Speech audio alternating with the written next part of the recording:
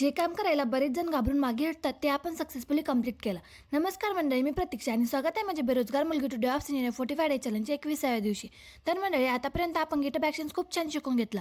आपण आपला project deploy केला, काही रनरचे इश्यू आले, कनेक्शन प्रॉब्लेम आले, पण सगळं रिसॉल्व्ह करून वर्कफ्लो सक्सेसफुली रन केलं. आता वेळ आली आहे GitHub Actionsला एक लेवल पुढे नेण्याची. आज आपण GitHub Actionsमध्ये डॉकर इंटिग्रेट करणार आहोत. आपण काल प्रोजेक्ट GitHub वर्कफेसवर डिप्लॉय केला होता, पण आता आपण त्या प्रोजेक्टची डॉकर इमेज तयार करून त्यातून कंटेनर रन करणार आहोत.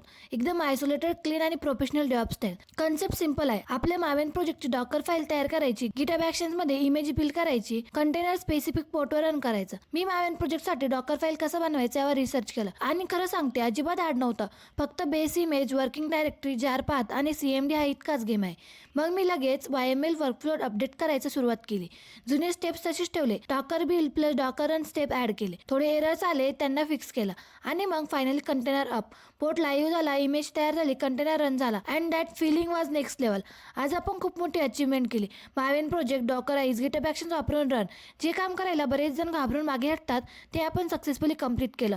आता GitHub Actions, रनर्स आणि डॉकर या तिन्ही गोष्टीवर माझी सॉलिड पकड बसायला लागले. असा गेला आजचा दिवस, क्रिएटिव्हिटी, लर्निंग आणि जबरदस्त प्रोडक्टिव्हिटीने भरलेला. तर भेटूया उद्या नवीन प्रोग्रेस आणि नवीन टॉपिक सोबत. अजून एक पाऊल डेव्हऑप्स इंजिनियर बनण्याकडे. Follow for my 45 day DevOps journey, बेरोजगार मुलगी डेव्हऑप्स इंजिनियर. टाटा.